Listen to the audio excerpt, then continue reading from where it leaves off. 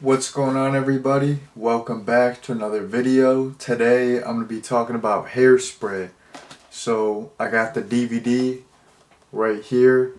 I picked this up a couple weeks ago at my local library. For some reason, my local library is it's the hot spot for finding all of the movies that I want to see but can't seem to find. So yeah, it's a magical place. Shouts out to the local library. Yeah, they go crazy with the DVDs. And I think it's like if you buy a DVD there, it's like people donate them. I think it's for charity too. So it's like I get hooked up. I get you know cool John Waters movies or just cool movies in general. I got all like not all of the Ernest movies, but I got like the Ernest movie like DVD pack there. I got Hocus Pocus recently, which I've never seen that. I want to review that in the fall. So yeah, shouts out to the library. They're going crazy. I like everything they're doing. They have books there too if people are if people are into those. But no, I'm just kidding. I read sometimes. I'm not a total simpleton. I'm not an uncultured swine. Once in a blue moon, I do pick up a book, but this is a movie review channel. I'm not. Maybe one day I'll review a book. I'll review 50 Shades of Grey or something. Seems like a very nice, like family-friendly book. I gotta look into it. It seems like a wholesome story. But anyways, let me focus. We're talking about Hairspray. How many times have I shown the DVD? Like I say in all my videos, I like to flex my DVDs. Not that people even care about DVDs. Like, what are they on? Like 4K Blu-rays now? I just don't have a 4K player. I would get the 4K stuff, but I don't have that. I don't have I have like a place. I watch movies on a PlayStation 4, so I'm a late adopter. I don't like spend money ever, which I'm like grimy and crusty. I'm just like content with like I don't know. I don't have like high standards. I like crusty DVDs. Sue me. I don't know. I like what I like. I'm chilling. Anyways, let me start talking about Hairspray. So, the only other John Waters movie that I've ever seen is Pink Flamingos, which I randomly found at Salvation Army, and I was like ecstatic. I started like swearing. I was like, fuck yeah, dude! Like I was so excited. Usually I won't swear like that in public because I'm, a stand-up guy. I'm a pillar of society. I don't do shit like that. But when you find Pink Flamingos on DVD, you gotta go crazy. So I knew about John Waters. I knew he made, kind of weird, crazy, kind of raunchy, inappropriate movies. So I've always wanted to check out his stuff. It just seemed like he made like cool movies, and he kind of did his own thing. So the only other John Waters movie I've seen is Pink Flamingos because I randomly found it, watched it, reviewed it for the channel, and I thought it was cool. So I've known about Hairspray for a while, but I just never got around to watching it. Never saw it on streaming or got a physical copy. So yeah, once I picked this up, it was inevitable that I would watch it and review it. So in terms of my overall opinion of the movie, I thought this was like a pretty darn good movie. I was into it, and yeah, it was a good time. And it was it was way different than Pink Flamingos. Pink Flamingos is, I think it's like rated NC-17 or X. It's very inappropriate. It's very raunchy. This movie had like a PG rating. It was like a lot more family friendly, a lot more lighthearted, but there was still some like there wasn't inappropriate stuff, but there was some serious drama, which I'll get into later once I get into my plot summary and everything. So yeah, I thought this movie was good, and yeah, it was a nice time. So the plot. Well, before I get into the plot summary, okay, just to like preface it, this movie, it came out in 1988, but it's a period piece. It's set in the early 1960s, and it focuses on this young girl named Tracy, and she's really into this dancing show called the Corny Collins Show, and she's always watching it, big fan. So one thing leads to another, and she gets to like audition for the show. She makes it on the show, and she just instantly becomes a fan favorite. People absolutely love her. She's getting close-ups. People are obsessed with her. They're asking for autographs. She's a big star, like right off the bat. So, everything is going well. She's a big star. She kind of her dreams came true where she's on this show, but she's like a very nice girl, and she wants to do what's right. Like earlier on in the movie, stuff about like integration comes up, and she's always like, "Oh, I'm all for it," And basically, the show, like the Corny Collins Show, it's not integrated. It's you have like there's only like one designated day for black dancers to dance, and like the black dancers and the white dancers cannot dance together. So Tracy, uh she like hangs out with everyone, and she has like a lot of black friends. So basically she thinks this is like messed up, like they won't let her friends on the show when she's on the show, and she's like, you know what, this is not right. So she begins like protesting, and standing up for her friends, and trying to fight the system and make the show integrated. So yeah, basically, like most of the movie focuses on Tracy trying to stand up for her friends and make sure like that the show becomes integrated, so everyone can like be on the show and enjoy themselves. And yeah, so that's the basic plot summary. Jumping into my first point, so this movie, it was not what I expected. I thought initially, like, okay, so it says a comedy on here. How many times am I showing this DVD?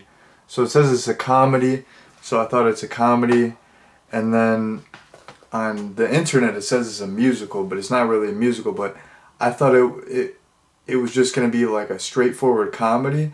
I didn't expect there to be so many dramatic elements, and there's like some serious dramatic moments, because the mostly like the entire plot revolves around like race relations, which is it's like a very serious topic, very serious social issue. So I didn't expect that. I thought it was just gonna be more of a straight up like goofy, silly comedy. I didn't know it was gonna like tackle serious social issues.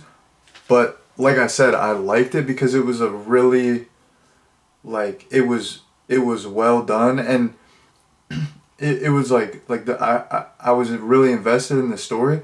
But even though this movie did tackle a lot of serious issues, there were still plenty of like fun, lighthearted moments. So it was like a really good blend. Like that's what I have written down here for my next point. Like the blend of comedy and drama was absolutely perfect in this. Like it was perfect.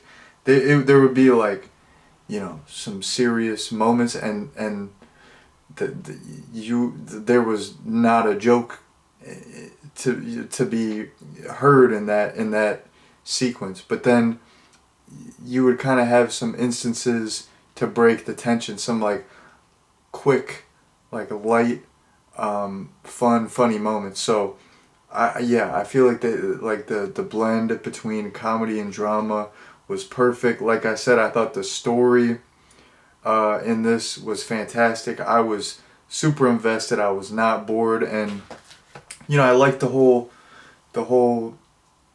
I like the fact that it was like a period piece, and it did kind of tackle this historical stuff. It was just, you know, I like a good silly comedy, just like a goofy turn your brain off comedy. But I like how this, it was a comedy and the comedy worked, but it was also, you know, like it tackled some serious historical stuff, and it kind of had something to say. So it was, like I said, perfect blend. And then also something that I want to mention. This is like the last thing that I want to mention. This is the last thing I have here in my notes. You know, even though this movie like is supposed to be more accessible and appeal to a larger audience than some of John Waters' other movies, you don't get, when you watch this, you don't get the vibe like, oh, he's selling out or anything. Like it, even though this is kind of a more accessible movie, it still feels like a John Waters movie. Maybe I'm not qualified to say that because I've only seen one other John Waters movie, but this is not like some, you know, cash grab movie. Like it's even though it is, it could have more like mainstream appeal, and I think it does have more mainstream appeal than some of his earlier movies. It's still a John Waters movie, and he's not by any means selling out, just trying to you know, make a quick cash grab movie. Like you can tell, like he really had his heart in this, and he was trying to, you know, I don't know, make something that he really felt was worth making. So yeah, I wanted to mention that. And that's the thing too, you know, the fact that this might be a little bit different in tone than some of his earlier stuff.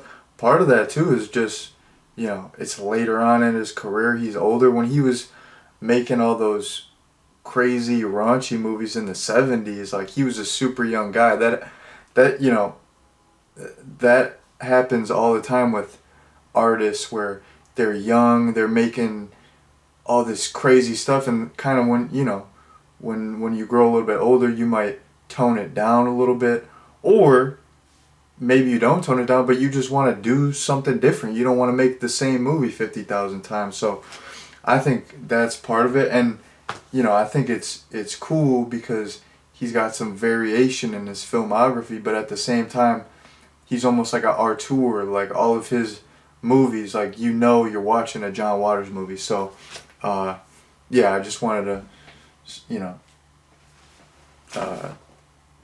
mention that I thought, you know, even though this is different than some of his other stuff, it's still feels like his own thing. So yeah, that was like the last big point that I wanted to get into. Now I'm gonna get into my recommendation and head out. So yeah, like I said, I thought this was a really good movie. The movie has, I think, like a 98% or 100%, something crazy like that, on Rotten Tomatoes, and I feel like it is justified. Like this movie was fantastic. I could not think of anything wrong with this movie, and like I said, it was just well done. You had it it tackled like a serious topic, but it was still fun. It was still lighthearted at times. It was I don't know. It just had it all going on. Like it hit all the boxes, all the check marks, and that's not. I feel like that's not an easy thing to do, where you can blend, you know, you can make like a lighthearted PG film with some funny moments and some lighthearted moments, but then you can tackle like a serious issue like race relations at the same time. Like that's a hard, you know, that's a hard combo, like a hard combo.